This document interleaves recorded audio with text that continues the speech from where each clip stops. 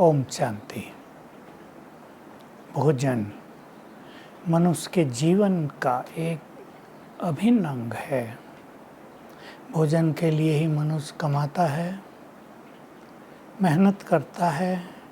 किसान लोग गर्मी में, बरसात में, खेतों में दिल से काम करते हैं।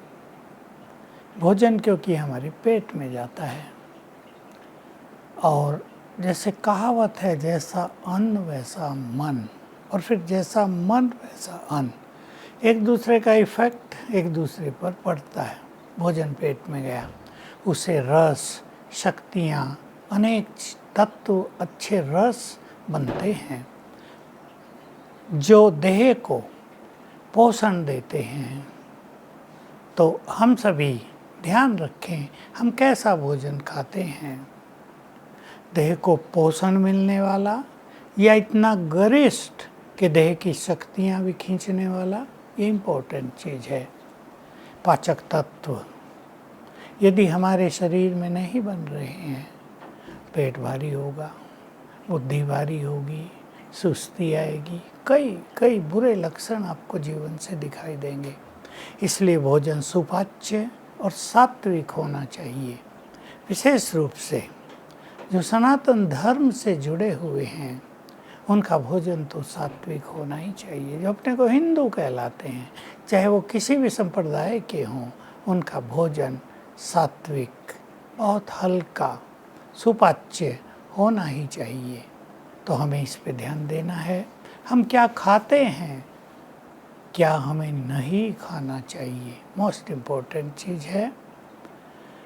जो लोग नॉन वेज खाते हैं, देखिए नॉन वेज तामसिक है, शराब पीते हैं तामसिक है, ये मनुष्यों का भोजन नहीं। और विशेषकर जिनकी मैं बात की, हिंदू धर्म, सनातन धर्म, वैष्णव धर्म, और जो हिंदू धर्म के बहुत सारे संप्रदाय हैं, साउथ में शाक्त हैं, शैव हैं, उन सबको ज्ञात होना चाहिए कि हम देवों की संतान हैं। एक समय था हम देवी देवता थे। देवताओं का भोजन संपूर्ण सात्विक होता है। भले ही आजकल लोग देवियों को भी तामसिक खिलाने लगे, भोग लगने लगा, क्योंकि खुद का भोजन तामसिक है। जो खुद खाते हैं वही देवियों को अर्पित कर देते हैं। लेकिन हम सात्विक देवी देवता थे, हमारा भोजन संपूर्ण सात्विक, इसलिए विचार सात्विक थे। अन्न का मन पर प्रभाव पड़ता है। मन मजबूत था, मन बहुत पॉजिटिव था, मन में ऊंचे विचार उठते थे।